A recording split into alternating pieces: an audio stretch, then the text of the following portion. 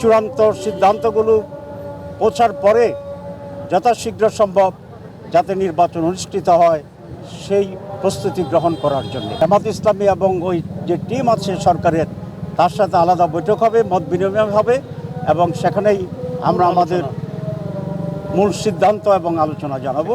সকল পজিটিভ সিদ্ধান্তে জামাত ইসলামী সমর্থন জানাবে, আমরা এটা ঘোষণা করছি। দীর্ঘ সময় ধরে আপনারা এখানে উপস্থিত আছেন। আজকে আপনারা ইতিমধ্যে জেনেছেন যে প্রধান উপদেষ্টা এবং রিফর্ম কমিশনের নতুনভাবে যারা সদস্য ছিলেন তাদের সাথে বৈঠক হয়েছে। ওনারা কীভাবে এটা করবেন এবং বিভিন্ন দলের সাথে স্টেক হোল্ডারদের সাথে আলাদাভাবে আলোচনা করবেন সে বিষয়ে আলোচনা হয়েছে। আমরা এই উদ্যোগকে স্বাগত জানিয়েছি এবং সকল পজিটিভ সিদ্ধান্তে জামাত ইসলামী সমর্থন জানাবে, আমরা এটা ঘোষণা করছি।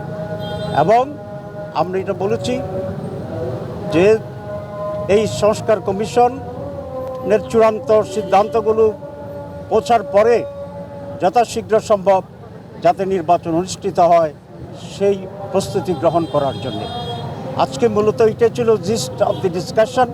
আর ডিটেলসটা ওনারা আমাদেরকে বই দিবেন, সেটা পর্যালোচনা করে আমরা জামাত ইসলামী এবং ওই যে টিম আছে সরকারের তার সাথে আলাদা বৈঠক হবে, মত বিনিময় হবে এবং সেখানেই আমরা আমাদের মূল সিদ্ধান্ত এবং আলোচনা জানাবো।